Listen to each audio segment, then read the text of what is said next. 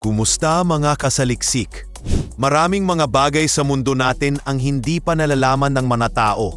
Kaya mula sa higante ng Argentina na walang awa na tinanggal si Undertaker sa Royal Rumble, hanggang sa mansyon ng isang dambuhalang wrestler na kayang magpaiyak at magpatawa sa milyon-milyong fans, ay pag-usapan natin ang 10 nakakagulat na nilalang na totoo palang umakyat sa wrestling ring.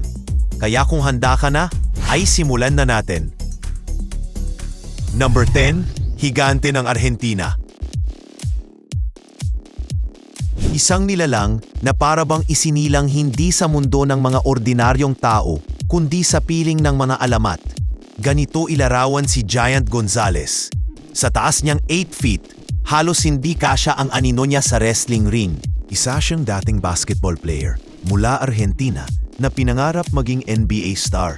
Ngunit ang tadhana'y naghatid sa kanya sa mas mabangis na entablado, ang wrestling. Sa Royal Rumble ng 1993, kahit hindi opisyal na kalahok, basta na lang niyang inalis sa ring si The Undertaker. Grabe, hindi yun basta stunt, legendary yun.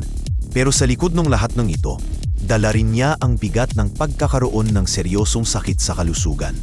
Sa kabila ng kanyang kakaibang laki, hindi siya ang tipo ng halimaw na gusto lang manakit. Umuwi siya sa Argentina, tahimik na namuhay at nilabanan ang kanyang mga kondisyon gaya ng diabetes at kidney problems.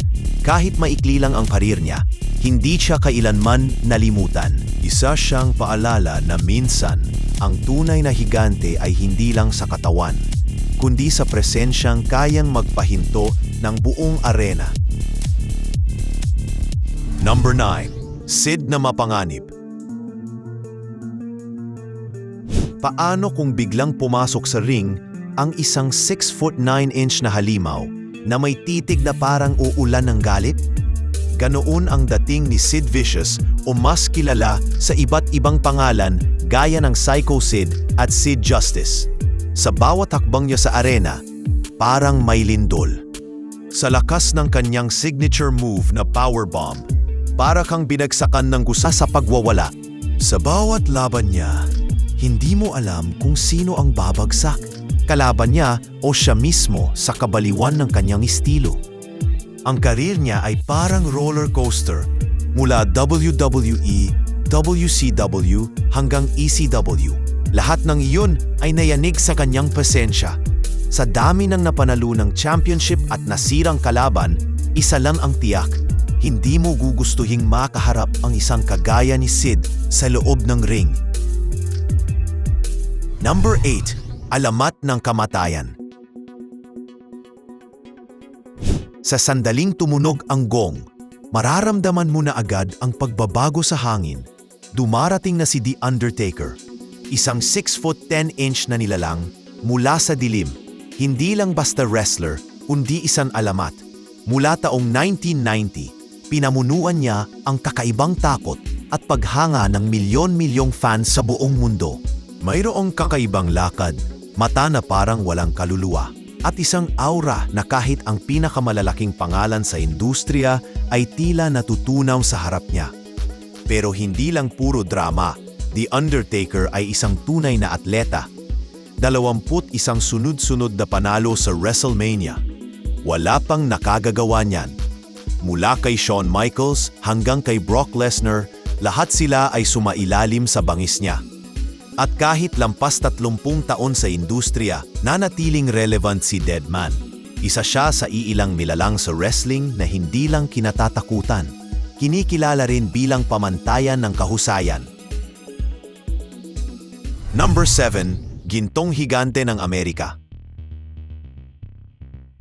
Habang iba'y dumadaan lang sa ring, si Haystacks Calhoun ay dumadagundong sa bawat hakbang. Paano ba naman? More than 600 pounds ng purong lakas at kabutihang loob. Si Haystacks, dating kilala bilang William Calhoun mula Texas, ay hindi lang nakilala sa kanyang sukat kundi sa kanyang puso. Laging may suot na denim overalls at may kabit na malaking horseshoe sa leeg. Mukha pa lang ay rural legend na. Pero ang mas kahanga-hanga sa kanya ay kung paanong nagustuhan siya ng masa. Sa kabila ng laki niya, isa siyang gentle giant na minahal ng fans sa buong Amerika. Lumaban siya simula 1950s hanggang 70s. Palaging crowd favorite sa tag team matches. Hindi lang lakas ang puhunan niya, kundi ang karisma na hindi matutumbasan ng kahit anong suntok o slam. Isa siya sa patunay na hindi kailangan maging kontrabida para magmarka sa puso ng madla. Number 6. Kulungan hanggang Hollywood. Kung may award sa wrestling para sa most cinematic life, panalo na sana si Nathan Jones. Isang 6'11" na halimaw na dati tinaguriang Colossus of Bogo Road matapos makulong sa isa sa pinakamatiting bilangguan sa Australia. Oo, galing kulungan bago naging superstar. Pero imbes na manatiling preso, binago niya ang buhay niya sa powerlifting hanggang nadiskubre ng WWE. Nagsimula siyang makasama si Undertaker sa WrestleMania 19. Pero sa huli, hindi na siya isinabak sa laban. Maraming tanong, maraming sayang. At kahit hindi tumagal ang kanyang stint sa WWE, hindi ibig sabihin tapos na ang kanyang kwento. Biglang bumulusok si Nathan sa pelikula, Mad Max Fury Road, Troy at The Protector. Pangalanan mo pa. Sa bawat role niya, dala niya ang presenya ng isang tunay na dambuhalang nilalang. Isa siyang patunay na kahit hindi maging matagumpay sa ring, pwedeng magtagumpay sa mas malaking entablado ng mundo. Number 5. Pari o halimaw. Sa taas niyang 7'7", hindi mo iisiping naging pastor ang ganitong klaseng tao. Pero totoo, si Max Palmer, mas kilala sa ring bilang Paul Bunyan, ay isa sa pinakamataas na wrestler sa kasaysayan ng sports entertainment. Mula NBA hanggang wrestling, dinala niya ang laki niya bilang isang tunay na palabas. Kapag siyang kalaban mo, para kang nakikipaglaban sa pader, isang buhay na pader na kayang dumagundong sa bawat galaw. Pero mas lalo siyang naging espesyal, hindi dahil lang sa sukat, kundi sa transformation niya. Mula court, ring, hanggang pulpito, isang journey na bihira mong marinig. Kahit hindi technical na mahusay sa laban, binabayaran siya ng mga tao para lang makita ang imposible. Isang totoong higante na gumagalaw sa harap nila. Sa bawat sabak niya, dala niya ang tanong, ito ba'y atleta, alamat, o isang mensahero ng Diyos na bumaan lang sandali sa mundo ng wrestling? Number 4. Halimaw mula India. Kapag sumampa na sa ring ang 7 talampakang dambuhala na may titig na parang wawasak ng kaluluwa, alam mong seryoso ang laban. Ipinanganak bilang Dalip Singh Rana, mas kilala siya bilang The Great Khali, ang kauna-unahang Indian-born WWE World Heavyweight Champion. Sa taas niyang 7'1" at bigat na halos 350 pounds, literal siyang pader sa gitna ng ring. Pero bago pa siya naging wrestling icon, isa siyang pulis sa India, isang tunay na tagapagtanggol. Hindi siya dumaan sa typical na wrestling training ground. Pero nung sumabog ang debut niya noong 2006 laban kay Undertaker, biglang tumahimik ang buong arena. Hindi dahil sa kaba, kundi dahil sa takot. Hindi lang lakas ang dala niya, dala rin niya ang pag-asa ng buong bansang India. Sa bawat hampas ng Punjabi plunge niya, parang naglalaglagan ang mga bituin sa WWE. At off-cam, isa pala siyang mabait, masayahing tao na bumida pa sa Bollywood at nagtayo ng wrestling school para sa mga kabataan. Astig, di ba? Number 3. Goliath ng Brazil. Saan ka makakakita ng isang atleta na galing basketball, sumabak sa wrestling at pagkatapos ay pumasok pa sa MMA ring? Iyan si Giant Silva, ang Brazilian na hindi kayang i-miss ng kahit sinong audience. Sa taas niyang 7'2" at timbang na over 380 pounds, hindi lang siya malaking tao. Isa siyang freak of nature. Dapi siyang national player ng Brazil sa basketball, pero bigla siyang pumasok sa mundo ng wrestling bilang bahagi ng kakaibang faction na The Oddities.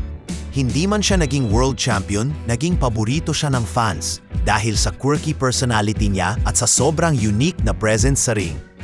At nang tumapak siya sa MMA ring sa Japan, parang multo ng bundok ang pumasok. Kahit pa hindi palaging panalo, Hindi mo pwedeng baliwalain ang katotohanang pinanood siya ng libu-libo para lang makita kung paano gumalaw ang isang halimaw sa laban. Isa siyang paalala na minsan, hindi lang talent kundi presensya ang tunay na puhunan sa mundo ng sports entertainment. Number 2. Bayani ng telebisyon. Hindi siya ang pinakamalaki, pero si Big Daddy ay maituturing na pinakamahal ng sambayan ng Briton.